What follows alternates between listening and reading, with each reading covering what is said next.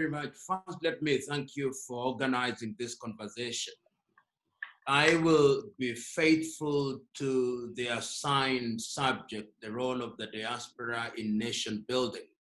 And I think that is pretty critical now, particularly because we all appreciate that COVID-19 has impacted all economies throughout the world in a very fundamental way.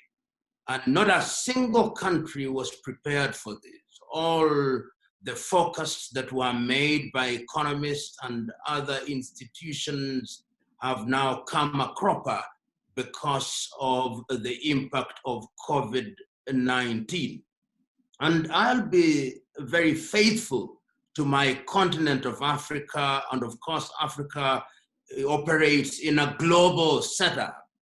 The GDP of our continent has suffered fundamentally.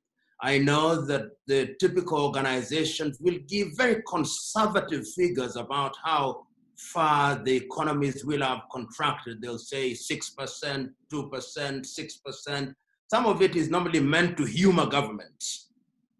But the reality on the ground is that there are countries whose economies have shrunk by no less than 40 percentage points.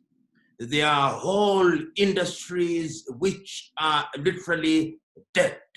If you look at a number of industries, for example, in the hospitality industry across the continent of Africa, most of the hotels are closed. The tourism sector is on comatose. If you look at the aviation industry, it's in comatose. The consumption of fuel has gone down. Agriculture is not performing very well. If you look at the raw material sector, that is also not performing very well because of decreased manufacturing. Jobs have been lost. And there is a sense in which the continent is going to suffer in a very dramatic way. And you will note, of course, that quite a number of African countries still depend on the thing that we've called it by different names over the years. It used to be aid, then it became development partners, but by whatever name. We depend on the IMF and the Bretton Woods institutions and USAID and CEDA Canada, CEDA Sweden and UK, and all those institutions that are established in the conceptual West. But even the conceptual West itself has been affected in a devastating way. I was just reading about how the Germans have approached it, and they are spending nearly 60% of their GDP to respond to their specific programs, which means that there'll be very little money available for them to share with their traditional partners, which then begs the question, which preoccupies everybody's mind: how are we going to operate post-COVID-19? And my view is that there'll be no post-COVID-19. You know, there is this assumption, depending on whether it doesn't matter which language you speak, whether it's English or French or the Luo or Yoruba.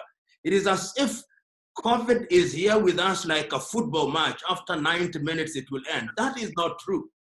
I didn't say COVID is with us for the long haul, in the same way that influenza has been with us, in the same way that yellow fever has been with us, in the same way that malaria is with us. It will only cease to be more virulent.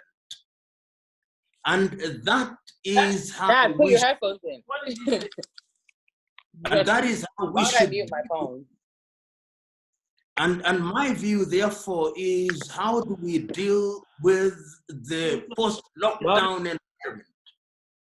And how do we deal with our economies in the new dispensation, which will be a dispensation with new protocols in terms of travel, in terms of trade, in terms of how we run our business, in terms of how we run our factories. And that is what begs the question, what is the role of the diaspora in Africa? The diaspora in Africa, or rather the African diaspora, is huge. It is in the neighborhood of nearly 200 million. That is just about the population of Nigeria, which is the most populous country on the continent of Africa. And these individuals who are out there are some of our best trained men and women in every sector. If you want to look at engineering, medicine, business, every area they are represented. And you will see, if you look at the statistics, there are countries as I speak in Africa whose foreign exchange is actually remittances from their citizens in the diaspora. Countries such as Eritrea, countries such as Zimbabwe, whose population, about 40%, is outside of the mother country. Countries such as Guinea-Bissau, quite a number of countries in the Sahelian region. So going forward, how do we ensure that they engage with the continent in an institutionalized manner and in a manner that makes commercial sense? Thus far, particularly those of in the diaspora who say are of African American origin, or those who are in Brazil, have had what I call a fleeting sentimental attachment to the continent, such as the year of return. I think we must now go a notch higher. It must be a critical engagement that is informed by love for mother continent. The Italians in America do it, the Irish in America do it, and many others. So it behooves us to organize in a different manner, courtesy of COVID. And what are the possible areas of intervention? Number one, in the financial sector. We've got to ask ourselves that these 230 million plus who are out there in the diaspora, how can they engage with African governments in a manner that they can support the financial services? What is going to be the role of the African Development Bank? And how are we going to source and access these resources? That demands that a number of things be done at various levels. As you know, Africa is divided. Africa has 54 sovereign countries who are members of the African Union. But there are also regional bodies. We have bodies such as SADC, the Economic Community of West African States, ECOWAS, East African Community, COMESA, the Central African Grouping, and the Maghreb. And all these are once again under the aegis of the African Union. And I think that having a structured engagement with these existing bodies in the financial arena is going to be very useful going forward.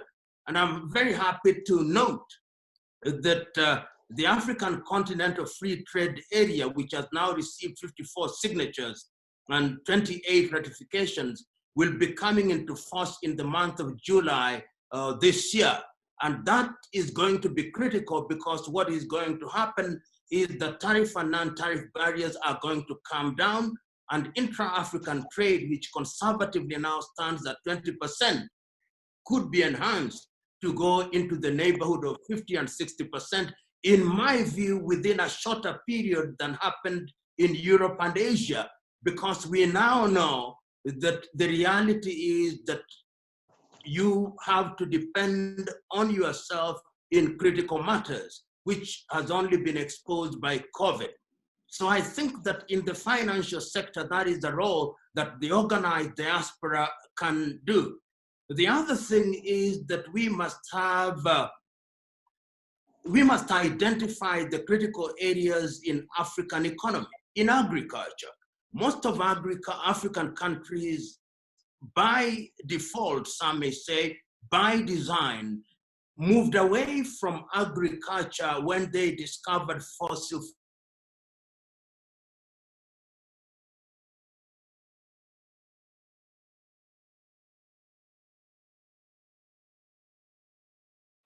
occupy a more space.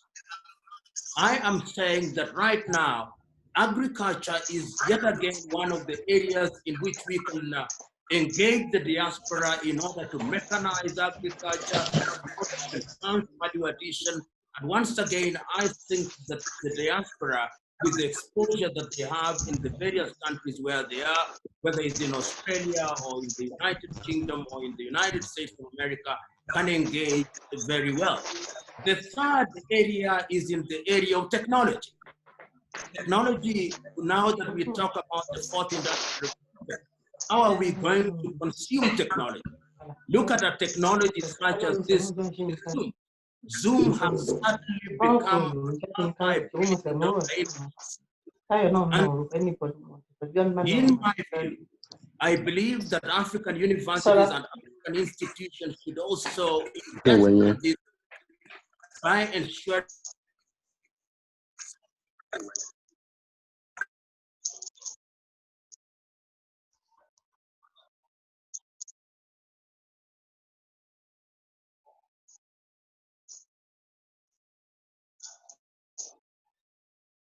even intervention in the health sector is going to be very useful. I am noting, for example, that Rwanda is already using robots in that area, and many other countries are also very active in that area. The fourth area is in the area of pharmaceuticals. The 15th largest pharmaceutical companies in the world are either from Asia or the United States of America or Europe. I'm saying that once again, the diaspora can engage in that area to ensure that we are true participants in the area of innovation. So in a nutshell, being alive to the time that has been allotted to me, let me conclude by saying the following by way of dovetailing my thoughts. Number one, that the diaspora has a critical and fundamental role to play, but only if they work intimately with government and private sector in the continent of Africa. Number two, that the diaspora must engage in an organized way. In other words, we must have an institutionalized approach which enables government to identify the men and women who are the arrow's head in this engagement. Number four, the diaspora must have a footprint in the continent of Africa. This is not the kind of engagement that will be run from Maryland. You'll have to have some of your number having physical presence in the continent of Africa. And number four, we must ensure that we in the continent of Africa create an environment that is enabling.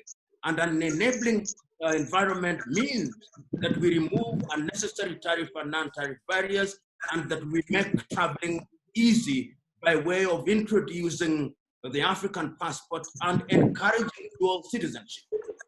I think that if we put those issues on the table, then the diaspora will play a critical role in the environment that has come about courtesy of COVID-19. I leave my contribution at that stage, knowing as I do that it will be cross-fertilized and pollinated at once by other participants.